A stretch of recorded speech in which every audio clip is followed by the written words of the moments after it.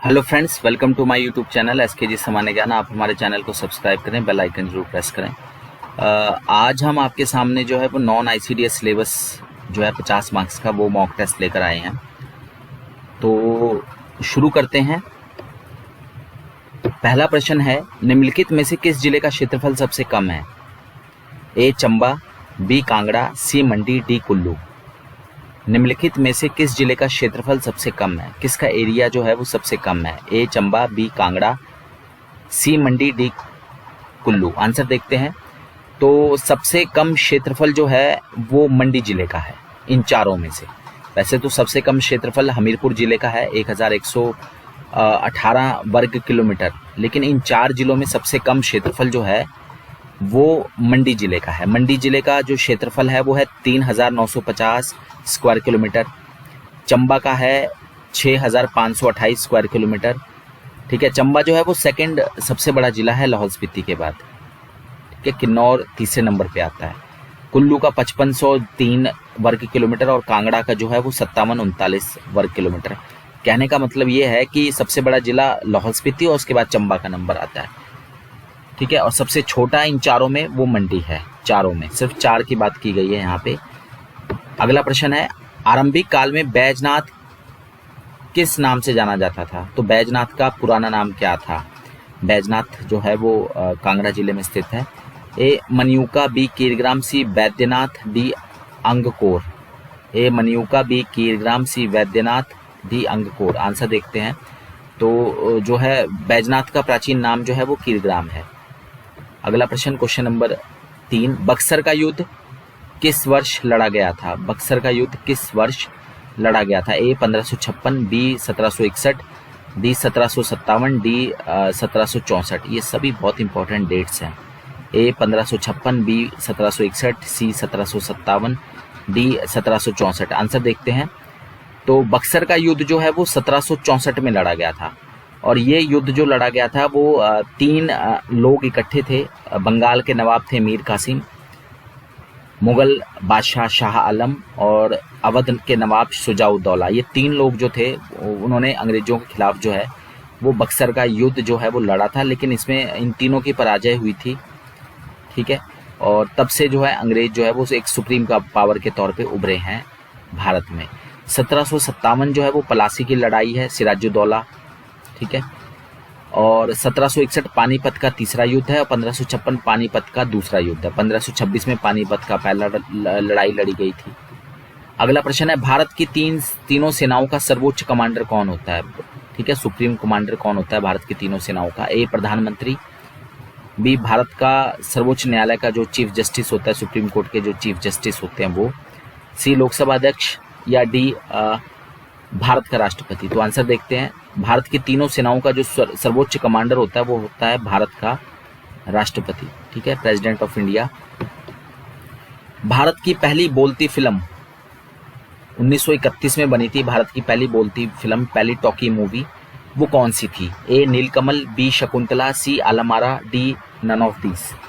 A Neelkamal, B Shakuntala, C Alamara, D none of these. तो भारत की जो पहली बोलती फिल्म थी वो थी आलमारा, और उसके डायरेक्टर जो थे वो थे आदिलशीर ईरानी। ठीक है, आदिलशीर ईरानी जो थे वो आलमारा के पहले जो है मतलब पहली जो बोलती फिल्म है, टॉकी मूवी जो है पहली 1931 में आलमारा, उसके डायरेक्टर थे आदिलशीर ईरानी। भारत की सबसे पहली फिल्म जो थी वो थी राजा हरिश्चंद्र, 1913 में बनी थी, लेकिन क्योंकि इसमें कोई डायलॉग्स नहीं थे, मूक फिल्म थी ये। ठीक है, बोलती फिल्म नहीं थी ये, मतलब इसमें कोई भी मतलब वो डायलॉग्स नहीं थे, मूक थी बिल्कुल। ठीक है, और इसके जो डायरेक्टर प्रोड्यूसर थे वो थे दादा साहब फाल्के। जो राजा हरिश्चंद्र वो पहली मूवी है। अगर पहली मूवी की बात की जाएगी तो राजा हरिश्चंद्र का नाम आएगा 1913 में। दादा साहब फाल्के उसके प्रोड्यूसर डायरेक्टर थे। और पहली बोलती फिल्म की बात की जाएगी, टॉकी मूवी की बात की जाएगी, तो वो 1931 की आलमारा थी। आदिलशीर ईरानी इसके डायरेक्टर थे। भारत का प्रथम राज्य जिसका निर्माण भाषा के आधार पर किया गया था। ठीक है, तो भाषा के आधार पे बनने वाला पहला राज्य। ठीक है, बाद में भाषा के आधार पे जो है राज्य पुनर्गठन आयोग भी बनाया गया। तो भारत का पहला राज्य जिसका निर्माण भाषा के आधार पर किया गया है, ए हरियाणा, बी गुजरात, सी आंध्र प्रदेश, डी केरल। ए हरियाणा, बी गुजरात, सी आंध्र प्रदेश, डी केरल। तो आंसर देखते हैं। तो भाषा के आधार पर निर्मित पहला राज्य था आंध्र प्रदेश। 1 अक्टूबर 1953 को इसका गठन किया गया, मद्रास से अलग किया गया। मद्रास उस समय राज्य होता था, ठीक है। तो मद्रास से अलग होकर जो है वो आंध्र प्रदेश का निर्माण किया गया 1 अक्टूबर 1953। तो जहाँ जहाँ पे तेलुगु भाषा बोली जाती थी उन क्षेत्रों को जो है वो अलग करके आंध्र प्रदेश का निर्माण किया गया। और उस समय जो 1953 में जो आंध्र प्रदेश बना उसकी राजधानी थी करनूल। वर्तमान में तो फिर हैदराबाद हो गई और अब तो तेलंगाना और आंध्रा अलग अलग हो गए हैं। तो हैदराबाद थी जब कंबाइंड आंध्रा था, और जब शुरुआत में जब बना तो करनूल थी उसकी राजधानी, ठीक है। क्वेश्चन नंबर 7, महात्मा गांधी भारतीय राष्ट्रीय कांग्रेस के अध्यक्ष कब बने? ए कानपुर अधिवेशन 1925 में, बी बॉम्बे अधिवेशन 1915, सी बेलगाम अधिवेशन 1924, डी इनमें से कोई नहीं। कानपुर अधिवेशन 1925, बी बॉम्बे अधिवेशन 1915, सी बेलगाम अधिवेशन 1924, नन ऑफ दिस। आंसर देखते हैं। तो महात्मा गांधी सिर्फ एक बार ही कांग्रेस के जो हैं भारतीय राष्ट्रीय कांग्रेस के अध्यक्ष बने थे, और वो था अधिवेशन बेलगाम का अधिवेशन 1924 का, ठीक है। कर्नाटक में स्थित है बेलगाम। एकमात्र एक ही बार बने हैं वो कांग्रेस के अध्यक्ष। सुप्रीम कोर्ट द्वारा कितने प्रकार के परम आदेश जारी किए जा सकते हैं? रिट्स बोलते हैं इनको ना, परम आदेश को रिट्स। तो सुप्रीम कोर्ट जो है वो कितने तरह के रिट्स जारी कर सकता है? A5, B6, C4, D none of this. A5, B6, C4, D none of this. तो सुप्रीम कोर्ट जो है वो 5 प्रकार के रिट्स जो है वो जारी कर सकता है, और ये रिट्स जो है सुप्रीम कोर्ट आर्टिकल 32 के में जो है, आर्टिकल 32 है ना जिसको संवैधानिक उपचारों का अधिकार कहा जाता है, rights to constitutional remedies, article 32, उसमें ये 5 प्रकार के रिट्स का जो है ब्यौरा दे रखा है, जिसमें हैबस कॉर्पस है, मैंडामस है, ठीक है। आप इसको हिंदी में भी देख सकते हैं, ठीक है। परमादेश है, अधिकार परीक्षा है, ठीक है, बंदी प्रत्यक्षीकरण है। तो ये 5 प्रकार के जो है रिट्स हैं इसमें आर्टिकल 32 में। और डॉक्टर भीमराव अंबेडकर ने जो है इसको हृदय और आत्मा कहा था, आर्टिकल 32 को, संविधान की। तो जिस तरह से सुप्रीम कोर्ट रिट्स जारी कर सकता है उसी तरह से हाई कोर्ट भी रिट जारी कर सकता है। हाई कोर्ट जो रिट जारी करता है वो आर्टिकल 226 में, कई बार जैसे आप लोगों ने देखा है ना कि किसी को न्याय नहीं मिला तो वो हाई कोर्ट में चला जाता है रिट लगाने के लिए। आपने बहुत बार रिट शब्द सुना है कि मैं तो रिट लगाने जा रहा हूँ। तो रिट सिर्फ हाई कोर्ट और सुप्रीम कोर्ट में ही लगाया जा सकता है। हाई कोर्ट में जो रिट लगाया जाता है वो आर्टिकल 226। तो कभी देखना, जो भी रिट लगाई जाती है हाई कोर्ट में वो आर्टिकल 226 के अंतर्गत लगाई जाती है। सुप्रीम कोर्ट में आर्टिकल 32 है। भारत का पहला राज्य जिसने रोटा वायरस टीकाकरण प्रोजेक्ट की शुरुआत की। भारत का पहला राज्य जिसने रोटा वायरस टीकाकरण प्रोजेक्ट की शुरुआत की। ए हिमाचल, बी केरल, सी गुजरात, डी गोवा। ए हिमाचल, बी केरला, सी गुजरात, डी गोवा। आंसर देखते हैं। तो हिमाचल पहला राज्य था जिसने रोटा वायरस टीकाकरण प्रोजेक्ट की शुरुआत की। 2015 की बात है ये। भारत का पहला ई विधान मोबाइल ऐप लॉन्च किसने किया था? किस राज्य ने भारत का पहला ई विधान मोबाइल ऐप लॉन्च किया था? ए गोवा, बी केरला, सी हिमाचल प्रदेश, डी महाराष्ट्र। ए गोवा, बी केरला, सी हिमाचल प्रदेश, डी महाराष्ट्र। आंसर देखते हैं। तो भारत का पहला ई विधान मोबाइल ऐप लॉन्च जो है वो हिमाचल प्रदेश द्वारा किया गया था, ठीक है। अगला प्रश्न, ice skating club Himachal Pradesh के किस जिले में स्थित है? आइस स्केटिंग रिंक भी बोलते हैं इसको, कई बार रिंग भी बोलते हैं, और आइस स्केटिंग क्लब भी कहा जाता है। हिमाचल प्रदेश के किस जिले में स्थित है? ए शिमला, बी कुल्लू, सी कांगड़ा, डी किन्नौर। ए शिमला, बी कुल्लू, सी कांगड़ा, डी किन्नौर। आंसर देखते हैं। तो आइस स्केटिंग रिंक जो है वो शिमला जिले में स्थित है, ठीक है। ब्लेसिंगटन कोर्ट के नाम से भी इसको जाना जाता था। 1944 में जो है आइस स्केटिंग क्लब का जो है वो गठन किया गया था। ब्लेसिंगटन कोर्ट के नाम से जाना जाता है। लोकप्रिय होली का त्यौहार ये किस स्थान पर मनाया जाता है? ए सुजानपुर, बी मंडी, सी कुल्लू, डी शिमला। ए सुजानपुर, बी मंडी, सी कुल्लू, डी शिमला। तो आंसर देखते हैं। तो होली का त्यौहार जो हिमाचल में प्रसिद्ध है वो है सुजानपुर टीरा की होली प्रसिद्ध है। ये भी अंतर्राष्ट्रीय स्तर का त्यौहार है और राजा संसार चंद द्वारा शुरू किया गया था। राजा संसार चंद की राजधानी होती थी सुजानपुर टीरा, हमीरपुर में स्थित है सुजानपुर टीरा। सबसे बड़ा मैदान और एकमात्र सैनिक स्कूल है सुजानपुर टीरा में, ठीक है। तो सब होली के त्योहारों के लिए फेमस है ये अंतर्राष्ट्रीय फेस्टिवल, संसार चंद द्वारा शुरू किया गया। नेक्स्ट क्वेश्चन, हिमाचल प्रदेश में अनुसूचित जाति यानी एससी की पॉपुलेशन जो है वो टोटल कुल आबादी का लगभग कितने प्रतिशत है? ए 15%, बी 20%, सी 25%, डी 18%। ए 15%, बी 20%, सी 25%, डी 18%। आंसर देखते हैं। तो हिमाचल प्रदेश में जो एससी की पॉपुलेशन है वो लगभग 25% है। भारत में जो है वो लगभग 15% एससी, 16% बोला जाता है अब तो पॉपुलेशन के साथ। 16% एससी और 8% एसटी है। हिमाचल में 25% एससी है, लगभग 5% के आसपास एसटी है। हिमाचल प्रदेश के निम्न में से किस जिले में सबसे कम सड़क नेटवर्क है? सबसे कम सड़क नेटवर्क वाला जिला कौन सा है हिमाचल प्रदेश का? ए ऊना, बी कांगड़ा, सी किन्नौर, डी कुल्लू। ए ऊना, बी कांगड़ा, सी किन्नौर, डी कुल्लू। आंसर देखते हैं। हिमाचल प्रदेश का सबसे कम सड़क नेटवर्क वाला जिला जो है वो है किन्नौर। ठीक है, किन्नौर में सबसे कम सड़क नेटवर्क है का जाल है। अगला प्रश्न, क्वेश्चन नंबर 15, सिरमौर का स्वांग तेगी नृत्य ये आमतौर पे किस फेस्टिवल के दौरान प्रस्तुत किया जाता है? सिरमौर का स्वांग तेगी नृत्य। A Shivratri, B Navratra, C Diwali, D none of these. A Shivratri, B Navratra, C Diwali, D none of these. Answer देखते हैं। सिरमौर का जो स्वांग तेगी नृत्य है वो दिवाली के त्योहार पे जो है वो प्रस्तुत किया जाता है। भारत की पहली निजी ट्रेन कौन सी है? प्राइवेट ट्रेन, भारत की पहली private train. A Shatabdi express, B Rajdhani express, C Gatiman express, D Tejas express. Bharat की पहली निजी ट्रेन। आंसर देखते हैं। तो भारत की पहली निजी ट्रेन जो है वो है तेजस एक्सप्रेस। ठीक है, लखनऊ से दिल्ली तक जो है वो हफ्ते में 6 बार चलती है ये। ठीक है, तो तेजस एक्सप्रेस है, 2019 में ये लॉन्च हुई है तेजस एक्सप्रेस। ये भारत की पहली प्राइवेट ट्रेन है। ठीक है, लखनऊ से दिल्ली तक। एक तरह से करंट अफेयर का क्वेश्चन भी है ये। भारत का सबसे पुराना कोयला क्षेत्र कौन सा है? A Jharia, B Raniganj, C Bokaro, D none of these. A Jharia, B Raniganj, C Bokaro, D none of these. Answer देखते हैं। तो भारत का सबसे पुराना कोयला क्षेत्र जो है वो रानीगंज है। ठीक है, रानीगंज जो है वो बिहार में स्थित है। अगला प्रश्न, भारत में सबसे ज्यादा संख्या टाइगर रिजर्व, सबसे ज्यादा टाइगर रिजर्व किस राज्य में है?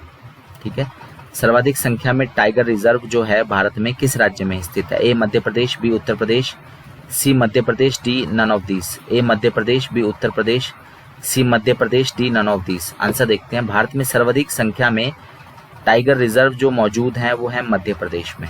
ठीक है, अगला प्रश्न, टिहरी बांध निम्नलिखित में से किस नदी पर बना है? टिहरी डैम निम्नलिखित में से किस नदी पर बना है? A Bhagirathi, B Ramganga, C Yamuna, D none of these. A Bhagirathi, B Ramganga, C Yamuna, D none of these. Answer देखते हैं। तो टिहरी डैम जो है वो भागीरथी नदी के ऊपर बना है और टिहरी डैम का नया नाम है स्वामी रामतीर्थ डैम।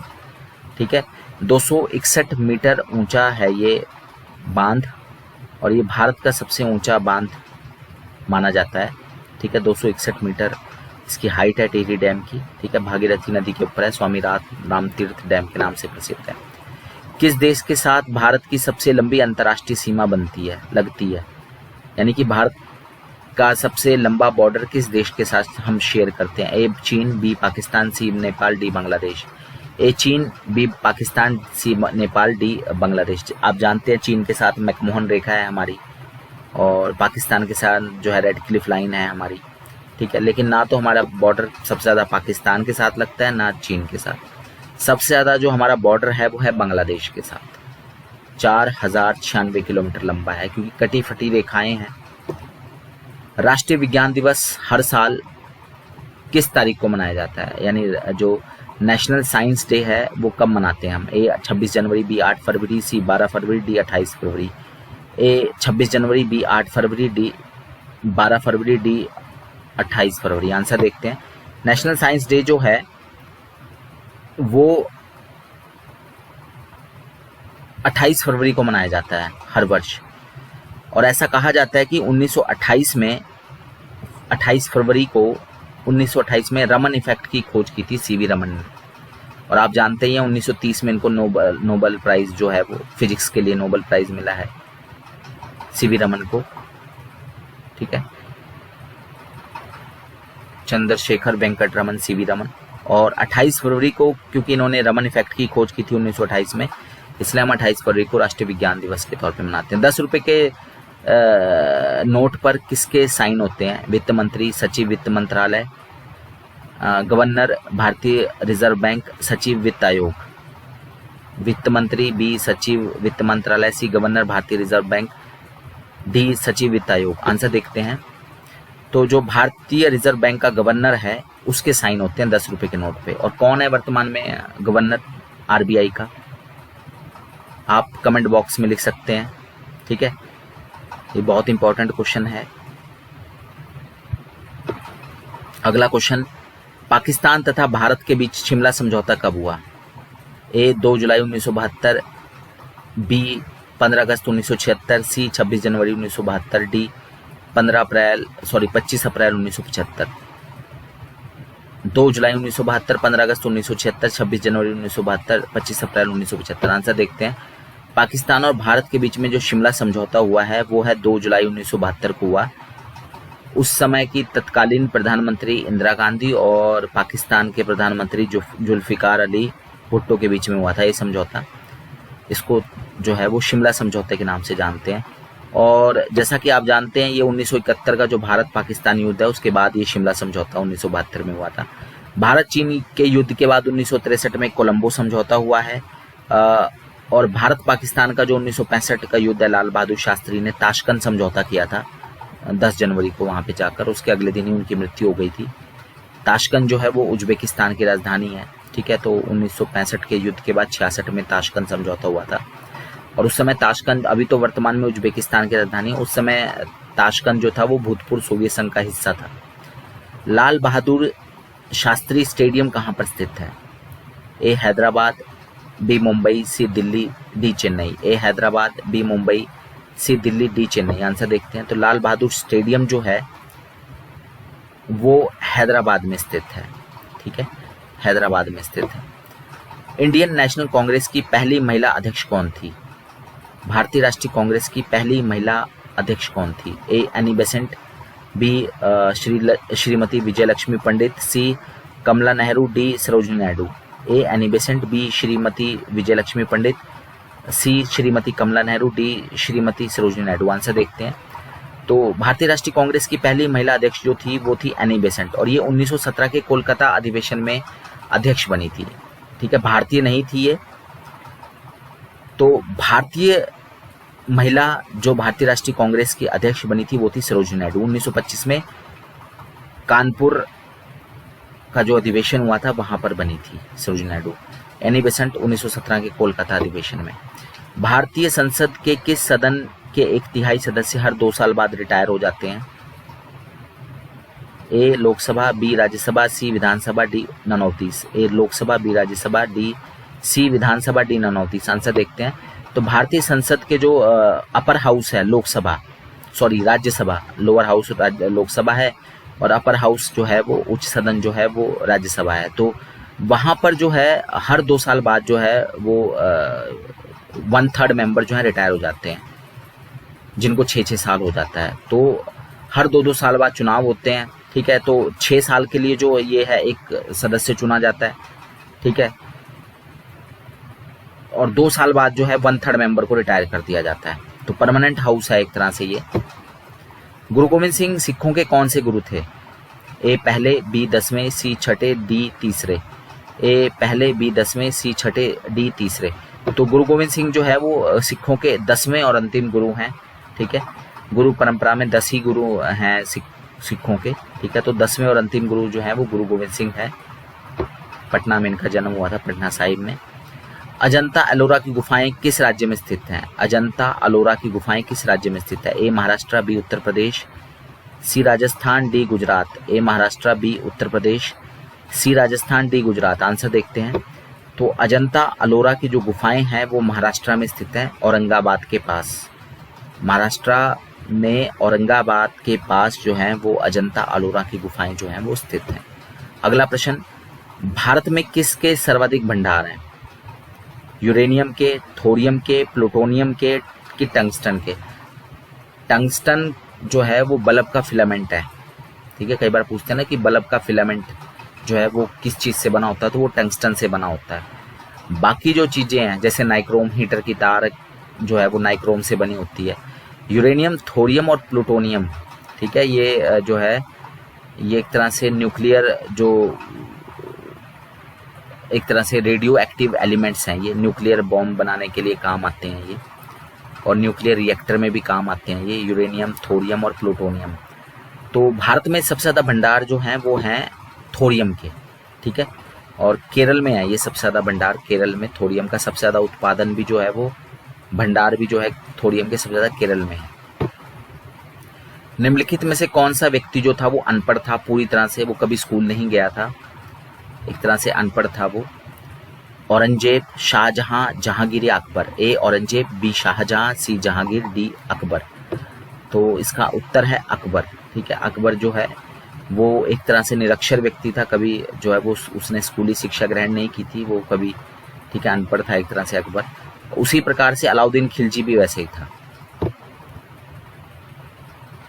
अगला प्रश्न, हिमाचल प्रदेश के किस जिले में काले जीरे की पैदावार होती है?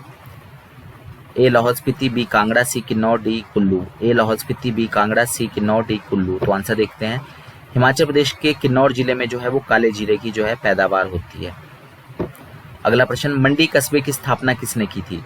मंडी शहर आप सभी जानते हैं व्यास नदी के किनारे स्थित है, ठीक है। मांडव्य ऋषि के से जो है वो मंडी शहर का नाम पड़ा है। लेकिन मंडी जो शहर है उसकी स्थापना किसने की थी? यहाँ पे मंडी रियासत की बात नहीं की गई है, मंडी शहर की बात की गई है। A Raja Suraj Sen, B Raja Ajbar Sen, C Raja Virbhadra Singh, D none of this. काफ़ी आसान क्वेश्चन है, आंसर देखते हैं सीधा। तो लगभग 1526-27 के आसपास जो है मंडी शहर की नींव रखी थी राजा अजबर सेन ने, ठीक है। शोभा सिंह आर्ट गैलरी कहाँ पर स्थित है? ए अंद्रेटा, बी बैजनाथ, सी सुजानपुर, डी मनाली। ए अंद्रेटा, बी बैजनाथ, सी सुजानपुर, डी मनाली। काफ़ी बार क्वेश्चन आया हुआ है। तो अंद्रेटा कांगड़ा में जो है शोभा सिंह आर्ट गैलरी स्थित है, ठीक है। अंद्रेटा कांगड़ा में शोभा सिंह आर्ट गैलरी स्थित है। अगला प्रश्न, जलोड़ी पास किस जिले में स्थित है? जलोड़ी पास किस जिले में स्थित है? ए मंडी, बी कुल्लू, सी किन्नौर, डी लाहौल स्पीति। ए मंडी, बी कुल्लू, सी किन्नौर, डी लाहौल स्पीति। आंसर देखते हैं। तो जलोड़ी पास जो है वो कुल्लू जिले में स्थित है। शिमला के रिज मैदान पर 25 जनवरी 1971 को पूर्ण राज्यत्व की घोषणा किसने की थी? A Y S Parmar, B Shrimati Indira Gandhi, C Giani Zail Singh, D none of this. A Y S Parmar, B Shrimati Indira Gandhi, C Giani Zail Singh, D none of this. तो शिमला के रिज मैदान पे 25 जनवरी 1971 को पूर्ण राज्य की घोषणा जो है वो श्रीमती इंदिरा गांधी ने की थी रिज के मैदान पर। और हिमाचल जो है वो भारत का 18वां राज्य, पूर्ण राज्य बना था, ठीक है। यानी कि उससे पहले सिर्फ 17 राज्य ही थे 1971 से पहले। भाखड़ा बांध को कब राष्ट्रपति को समर्पित किया गया था? ठीक है, भाखड़ा बांध कहने का तात्पर्य है भाखड़ा बांध कब बनकर तैयार हुआ था? ए अक्टूबर 1960, बी मार्च 1961, सी मार्च 1965, डी अक्टूबर 1963। आंसर देखते हैं। तो भाखड़ा बांध जो बनकर तैयार हुआ था पूर्ण रूप से वो अक्टूबर 1963 में, ठीक है। और सतलुज नदी के ऊपर है ये भाखड़ा बांध। हिमाचल प्रदेश की कौन सी नदी जम्मू कश्मीर राज्य में प्रवेश करती है? ए यमुना, बी व्यास, सी चनाब, डी सतलुज। ए यमुना, बी व्यास, सी चनाब, डी सतलुज।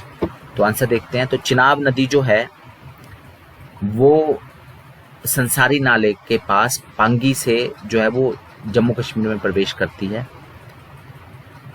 अब यहाँ राज्य लिखा है, अब ये यूटी बन गया है। और रावी नदी जो है वो खैरी के पास जो है वो जम्मू में प्रवेश करती है, रावी नदी।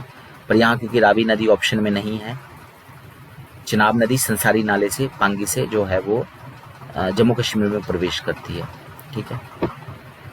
हिमाचल प्रदेश के किस जिले में मिंजर फेस्टिवल जो है वो मनाया जाता है? मिंजर का जो त्यौहार है वो अंतर्राष्ट्रीय स्तर का फेस्टिवल है। ए बिलासपुर, बी चंबा, सी किन्नौर, डी ऊना। ए बिलासपुर, बी चंबा, सी किन्नौर, डी ऊना।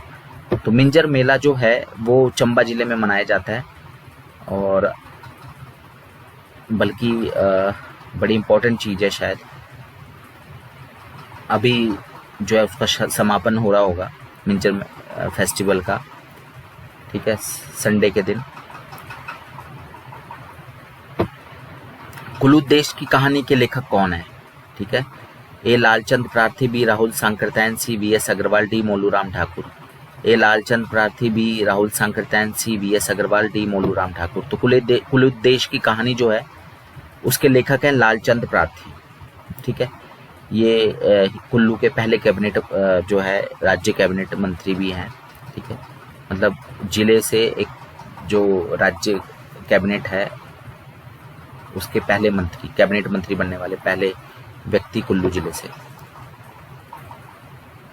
विश्व का सबसे लंबी नदी कौन सी है? विश्व की सबसे लंबी, longest river in the world.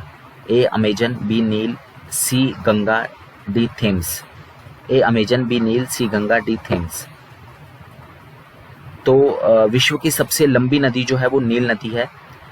ये अफ्रीका के विक्टोरिया झील से निकलते हुए जो है ये मिस्र से होते हुए, ठीक है, मिस्र को जो है इजिप्ट को नील नदी का वरदान भी कहा जाता है। ये जो है ये भूमध्य सागर में जो है मेडिटेरेनियन सी जो है वहाँ पर जाके गिर जाती है। अमेजन जो है वो दुनिया की सबसे बड़ी नदी है, लंबी तो नहीं है, बड़ी नदी है वॉल्यूम के हिसाब से। और थेम्स नदी आप जानते ही हैं, लंदन शहर जो है वो थेम्स नदी के किनारे बसा हुआ है। अब ये तो थे हिमाचल और इंडिया जीके के 40 प्रश्न, जो लगभग हर एक जो पेपर आता है 170 मार्क्स का, जो 170 प्रश्नों का जो पेपर आता है उसमें 120 नंबर का जो है सिलेबस से जुड़ा होता है और 50 नंबर का जो है वो जनरल जीके होता है, जिसमें करंट अफेयर होता है, India GK, Himachal GK, world GK होता है। 40 एक नंबर का होता है 50 में से, और 5 एक 10 नंबर का जो है वो आपका इंग्लिश और हिंदी होता है, टोटल 50 नंबर का। तो ये हिंदी है। धिक्कार में कौन सी संज्ञा है? जातिवाचक, भाववाचक, व्यक्तिवाचक, द्रव्यवाचक। धिक्कार में कौन सी संज्ञा है? जातिवाचक, भाववाचक, व्यक्तिवाचक या द्रव्यवाचक? तो आंसर है धिक्कार में जो है वो भाववाचक संज्ञा है। ठीक है, अगला प्रश्न, चतुराई में कौन सा प्रत्यय लगा है? प्रत्यय हमेशा पीछे लगता है और उपसर्ग हमेशा आगे लगता है। ठीक है, सफिक्स प्रत्यय और प्रीफिक्स जो है वो उपसर्ग। तो चतुराई में कौन सा प्रत्यय होता है? राई, आई, ई या कोई प्रत्यय नहीं? आंसर देखते हैं। चतुराई में जो प्रत्यय है वो है आई, बी वाला ऑप्शन। ठीक है, अगला प्रश्न, कुमार्ग का विलोम शब्द क्या है? दुपंथ, दुर्पंथ, कुपंथ, सुपथ या सुपंथ? ठीक है, कुमार्ग का विलोम शब्द क्या है? दुर्पथ, कुपंथ, सुपथ या सुपंथ? तो आंसर है कुमार्ग का जो विलोम शब्द है वो सुपंथ है। ठीक है, इंदूर, इंदूर का पर्यायवाची शब्द क्या है? इंदूर किसे कहा जाता है? मेंढक को, जीव को, चूहे को या बिल्ली को? इंदूर, ये हिंदी में लिखना था, इंग्लिश में लिखा हुआ है इंदूर। तो इंदूर का पर्यायवाची शब्द क्या है? मेंढक, जीव, चूहा या बिल्ली? तो इंदूर जो है वो चूहे को कहा जाता है। ठीक है, चूहे को इंदूर के नाम से जाना जाता है। अकल चरने जाना मुहावरे का अर्थ क्या है? बुद्धि होना, बुद्धि ना होना, बुद्धि करना या बुद्धि भ्रष्ट होना? अकल चरने जाना मुहावरे का क्या अर्थ है? बुद्धि होना, बुद्धि ना होना, बुद्धि करना या बुद्धि भ्रष्ट होना? आंसर देखते हैं। अकल चरने जाना मुहावरे का अर्थ है बुद्धि भ्रष्ट होना। ठीक है, फिर इंग्लिश वाले पोर्शन में इनफाइनाइट की करेक्ट स्पेलिंग क्या है? इनफाइनाइट शब्द की करेक्ट स्पेलिंग क्या है? एक तरह से इनफाइनाइट का मतलब है अनंत, अनंत जिसको कहा जाता है हिंदी में। आंसर देखते हैं। तो बी वाला जो ऑप्शन है इनफाइनाइट, अनंत, वो इसकी सही स्पेलिंग है इनफाइनाइट की, INFINITE। फिर है चेरिश का सिनोनिम क्या है? चेरिश का सिनोनिम क्या है? रिवाइव, एडोर, लर्न या इमिटेट? रिवाइव, एडोर, लर्न या इमिटेट? चेरिश का सिनोनिम पर्यायवाची। आंसर देखते हैं। तो चेरिश का जो सिनोनिम है वो है एडोर। इसको रेलिश भी कहा जाता है। ठीक है, एडोर को या चेरिश को। और इसको हमें अगर फ्रेज में कहें तो टू होल्ड समथिंग डियर। ठीक है, कुछ अच्छी चीज़ जो पसंद है उसको पकड़ के रखना, एंजॉय करना, वो चेरिश है। अफर्म का एंटोनिम क्या है? विलोम शब्द अफर्म का। ठीक है, अफर्म का एंटोनिम क्या है? A fresh, B deny, C intoxicating, D variety of रोज?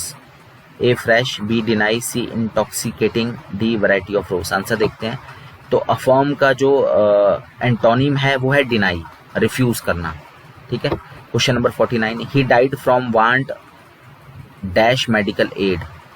तो यहाँ पे जो है सही प्रिपोजिशन चूज करना है, he died from.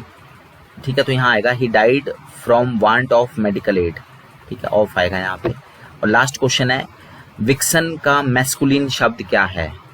Aux, Hahn, duck, fox. तो यह फॉक्स है विक्सन का मैस्कुलिन शब्द। ठीक है, आंसर डायरेक्ट आ गया। तो ये हमारे 50 क्वेश्चन थे जो कि नॉन ICDS सिलेबस से थे। ठीक है, एक तरह से जो है वो किसी भी एग्जाम में जो है 120 मार्क्स का जो है वो सिलेबस का आता है और 50 मार्क्स का जो है वो नॉन ICDS का आता है। ठीक है, तो धन्यवाद, थैंक